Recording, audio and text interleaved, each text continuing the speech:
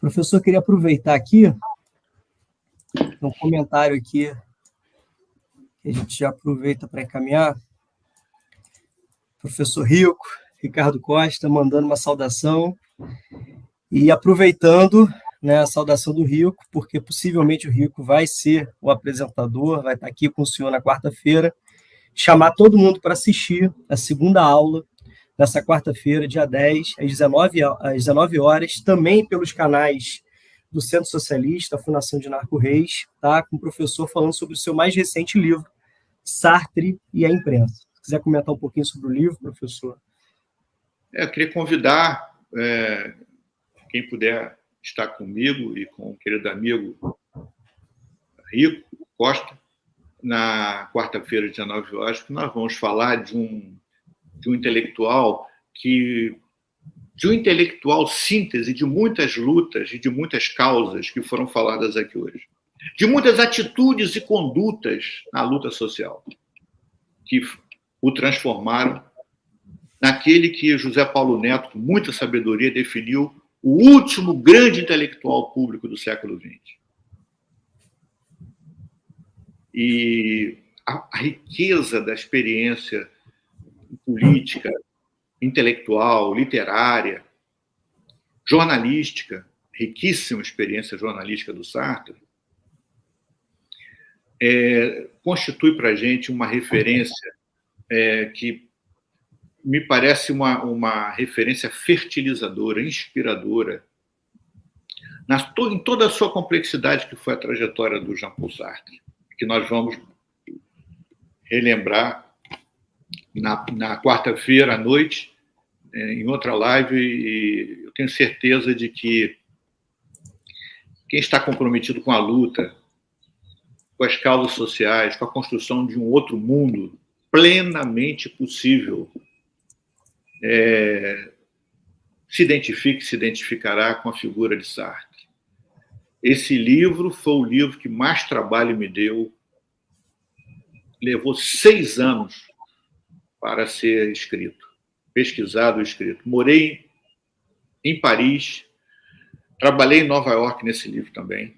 Sartre teve uma ligação com Nova York importante. E no Brasil, claro. E eu digo para vocês o seguinte, talvez seja o melhor convite. Se fossem necessários mais 6 anos, não é o caso, mas se tivesse uma continuação, Sartre Imprensa 2, eu estaria disposto a outra vez separar 6 anos da minha vida para o Sartre. Com todos seus matizes, suas contradições, suas vitórias, seus reveses, mas constitui efetivamente um patrimônio do pensamento crítico de esquerda, constitui uma referência indelével de um intelectual comprometido com a luta social. Então, esse é um aperitivo para a live de quarta-feira, em que eu e o Rico estaremos aqui com muito prazer falando do Sartre e Imprensa, que, se eu fosse um sujeito mercadológico, né, teria deixado aqui a capa do livro para mostrar, mas eu acho que não precisa, porque o Sartre ele próprio já tem um carisma tão claro, né, e uma identificação tão presente, a própria imagem, eu não falo nem dos livros, das peças teatrais, dos artigos jornalísticos, dos jornais que ele fundou, mas que eu acho que todos nós temos, em maior ou menor grau, temos uma ideia do Sartre. E é essa ideia que eu pretendo, como venho fazendo em outros espaços, sobre essa ideia que eu desejo falar na quarta-feira. Eu acredito que nós não vamos nos arrepender de passar também alguns momentos mergulhando ao lado desse brilhante intelectual que foi Jean-Paul Sartre. Beleza. Eu vou dar uma sugestão. Além dos vários livros que o professor Denis tem muita coisa boa, né, no blog da Boitempo. Muitos artigos escritos pelo professor Denis está lá. Já tem um tempo, né, professor, que você não escreve lá para o blog, não é isso? Mas tem muita coisa boa lá, muita coisa boa. Eu, ultimamente, tenho escrito mais no site, que eu até recomendo muito a vocês, A Terra é Redonda. A Terra é Redonda é um site, um portal que reúne, hoje em dia, talvez o maior conjunto de intelectuais progressistas de esquerda do país, os diferentes matizes da esquerda. Eu acho que é um espaço importante de debate, de fusão de ideias. E, de fato,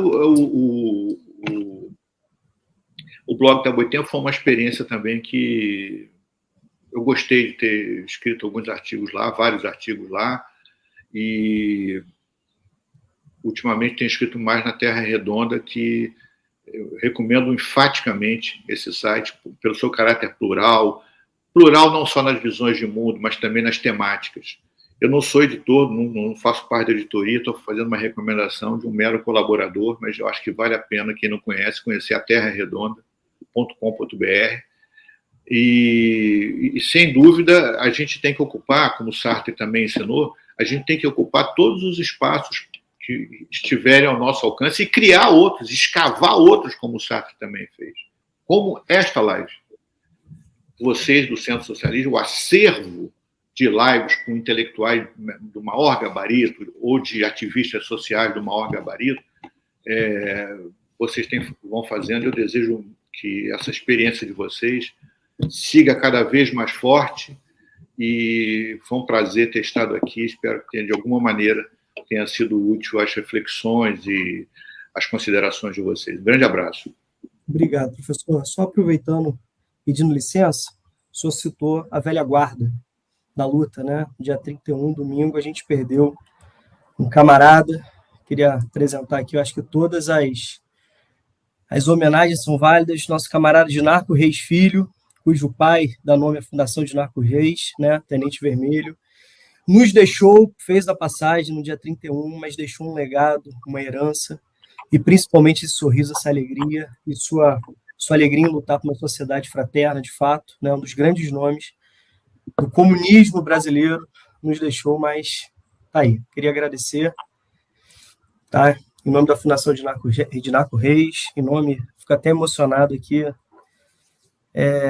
tem muito, me ensinou muito, muito, muito, muito. Sempre muito feliz, muito alegre e sempre muito disposto a lutar. Então, essa alegria do Dinarco... Eu me integro às suas palavras e também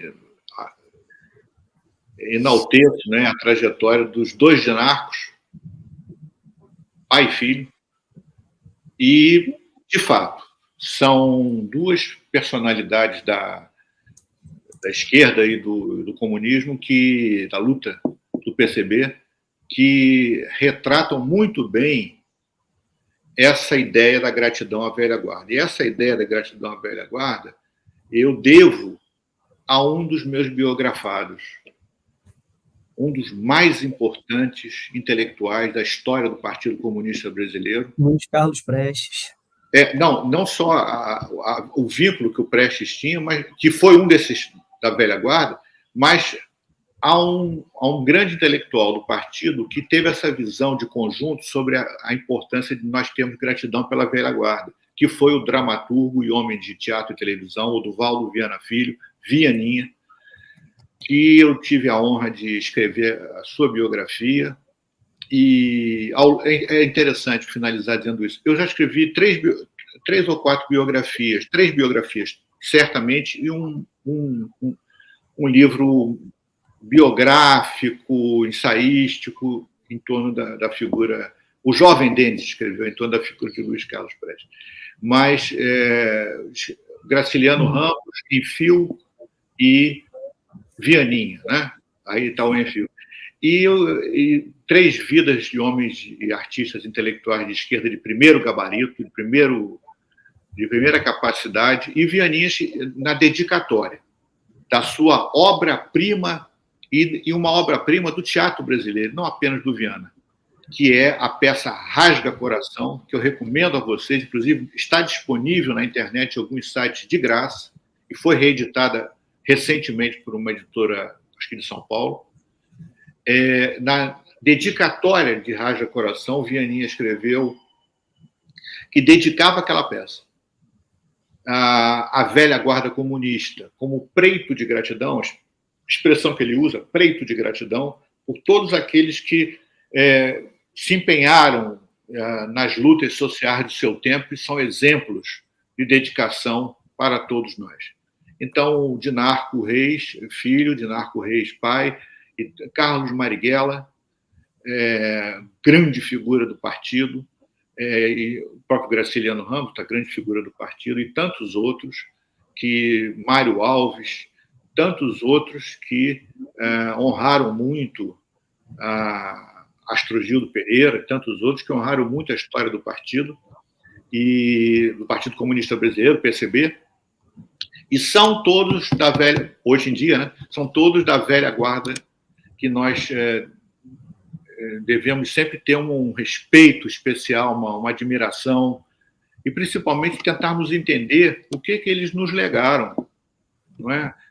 Por exemplo, o filme sobre o Carlos Marighella me levou a escrever em A Terra Redonda um dos textos que mais me agradou ter escrito, fora de livro, que está disponível online, é um texto recente, eu acho que de final de 2021, início de 2022, que se chama Marighella e o seu outro, Carlos, em que eu falo do Carlos, interligado com o Marighella. Esse é um dos grandes comunistas da velha guarda que nos deixaram exemplos extraordinários, inspirações, fontes de sabedoria, né? E para que nós prossigamos, cada um na sua geração, cada um no seu momento histórico, prossigamos na luta pela construção de um outro Brasil plenamente possível. Eu insisto nisso. Assim como, não apenas nessa direção, mas também numa luta sem tréguas contra o capitalismo, uma luta sem tréguas contra a exploração do homem pelo homem, uma luta sem tréguas por aqueles que nada mais querem fazer, senão manter a dominação e a alienação do nosso povo. E contra isso, nós temos que nos voltar com todas as forças que cada um de nós puder ter. Então, foi muito bem lembrado a sua homenagem a Dinarco Reis, filho, que eu tive o prazer de conhecer também. Inclusive, quando o partido fez 90 anos, e o Ricardo Costa amavelmente me convidou, participamos juntos, eu e o Ricardo Costa, de uma mesa naquela programação extraordinária, e dos 90 anos, eu não estou falando dos 100 recentemente, dos 90 anos, na sede do partido, na Glória, no Rio, quando terminou o nosso painel, o meu e do Rico Costa, o Dinarco Reis Filho veio falar comigo, dizendo que havia lido alguns livros meus, etc., e que tinha muito apreciado, um gesto de grande companheirismo, de solidariedade. Então, eu me associo a essa sua manifestação de uma oportunidade absoluta, principalmente quando a gente fala de homens que têm essa ressonância para além do seu tempo, né? Que é o caso desses todos que nós citamos. Professor e camarada Denis, sem palavras para agradecer, desculpa a emoção no final, muito obrigado, tá? Muito obrigado mesmo. Todo mundo que está assistindo, muito obrigado, camaradas. Um grande abraço.